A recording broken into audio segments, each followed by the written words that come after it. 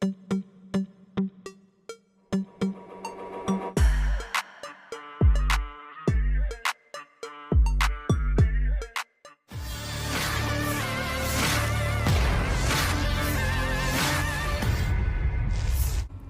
rekaman ramai beredar di media sosial Telegram pada Kamis 16 Mei 2024. Dalam rekaman tersebut memperlihatkan kerja tempur prajurit Siberia dari detasemen Vega yang menghancurkan, mengusir musuh dan mengeluarkan opornik baru.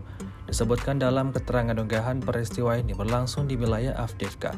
Prajurit Siberia dengan sangat metodis merobohkan benteng hingga tentara Rusia keluar dan mulai berlari. Semuanya baik-baik saja. Mereka bisa saja menyerah dan selamat, tetapi mereka memutuskan untuk bersembunyi di ruang istirahat lainnya.